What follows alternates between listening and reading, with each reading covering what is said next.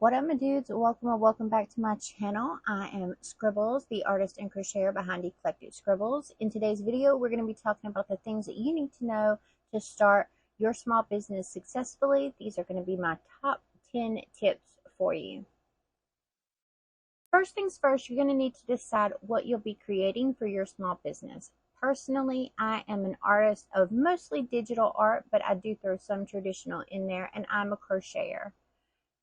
This is the core of my business. It is important to decide on what your core items will be. You could be doing art, fiber arts, candle making, soap making, the list goes on and on. My suggestion is to keep it to 1 to 3 things to start with. If you branch out into other areas down the line, that is great, but starting a business can be very overwhelming at first, and keeping the number of things you will be creating to a minimum will help you focus on the quality of those items rather than spreading yourself thin trying to do 5 or 6.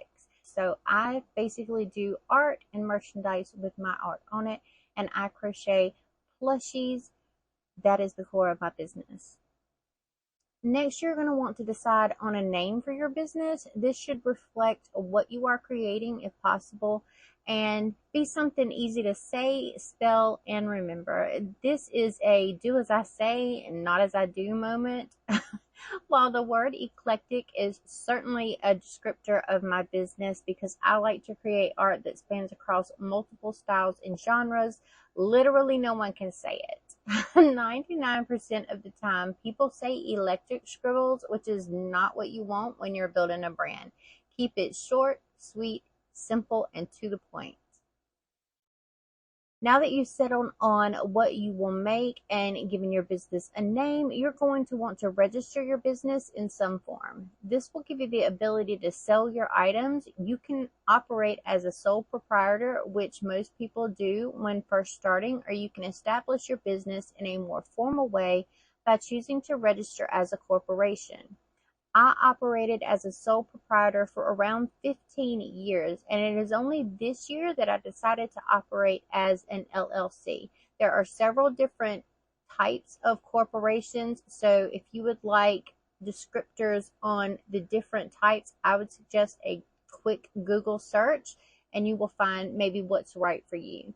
But starting as a sole proprietor is free to do here in the United States, at least. You can register your business name with the government here in the US and even get an EIN, or employer identification number, online instantaneously and for free.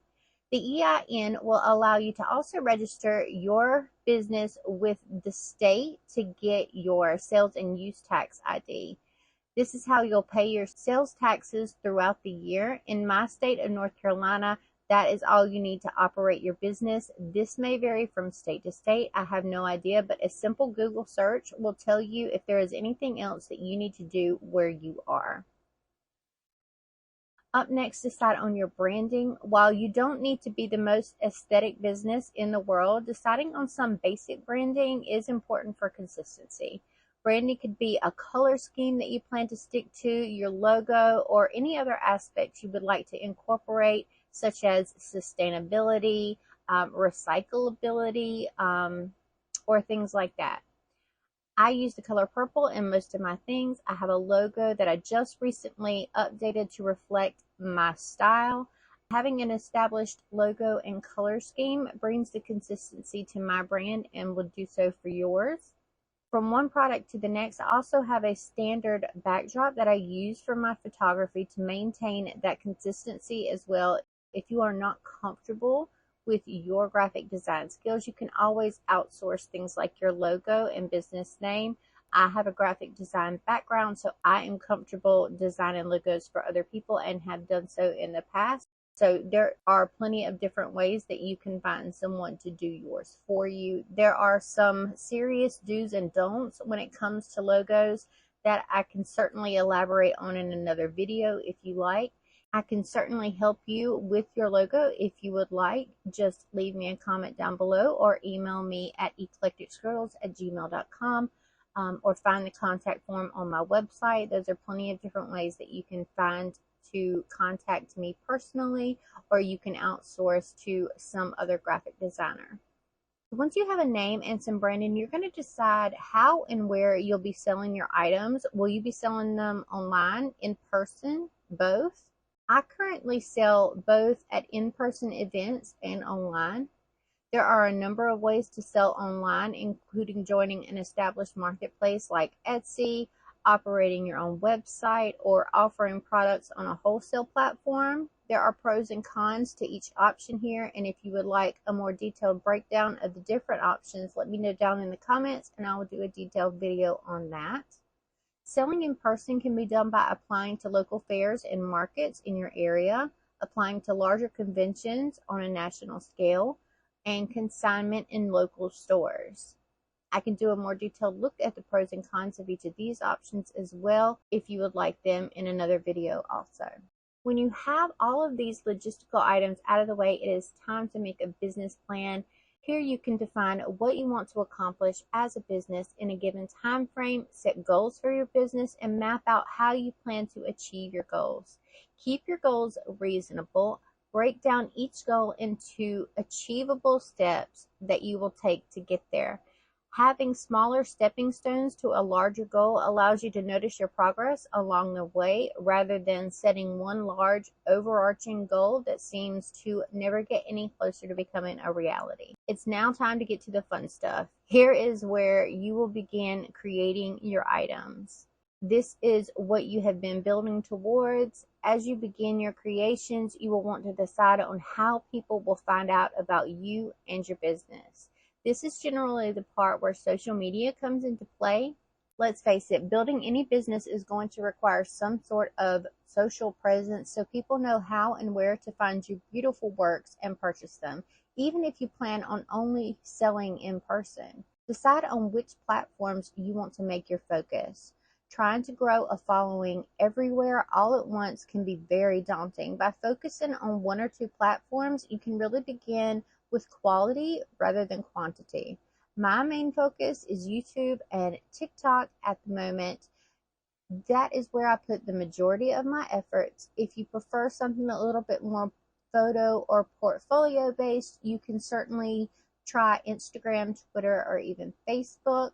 While I do repost my TikToks as Instagram Reels, Instagram is not part of my main focus. There are certainly differences on each platform and you need to decide which one is right for you and your business. Next up is do your research. Researching other businesses similar to yours can be a huge help when you're just starting out.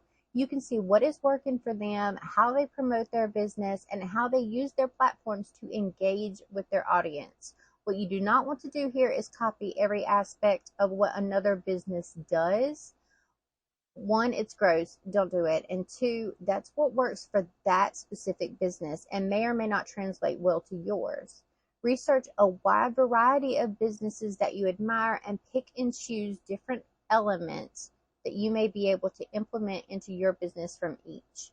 You may like the style in which Company A promotes their products in photography and choose to implement that style in your own photos, such as adding little elements to your photos or the framing in a certain way, but do put your own spin to it. Do not copy someone directly. You may like how Company B participates in trending reels or TikToks to promote themselves and find some trending audio that suits you. What you want to do here is choose small bits and implement them in your own way and style, not copying someone directly and basically becoming a copy of what they are. There is already one of them in the world, and they will always do what they do better than you can do what they do. Besides, you're you. You need to focus on you, becoming you, and doing you. Take inspiration, do not copy here. And take inspiration from a wide variety of successful businesses so that you are implementing little bitty traits from each and building what will become what you're known for. Next up is the building phase. This phase is different for every business. The important thing to remember here is that for most people, building is a slow process. Outside of going viral, businesses build slowly. The most important thing to remember is followers and subscribers at any number do not directly relate or translate to sales. A person can operate a full-time income with a low follower count just as easily as someone with thousands of followers can only be making 1 or 2 sales per month. The numbers on social media mean nothing as far as sales. Focus on putting out quality posts, building an engaged community, and developing your own skills rather than likes or views.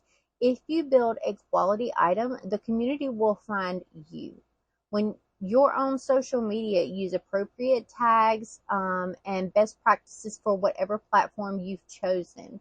Use keyword-rich titles, ask questions, and give your audience something to respond to and engage with. These are the keys to building.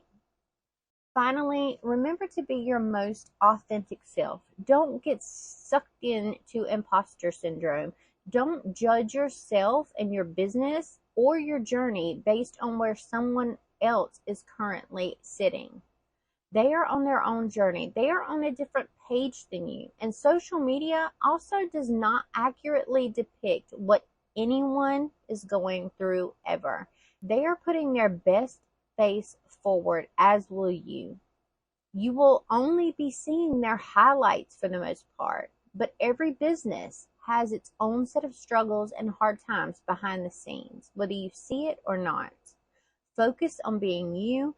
Focus on your journey. It is the hardest step in this entire process, if you ask me, but it is one of the most important. Know that you've got this. Show yourself and the world that you do.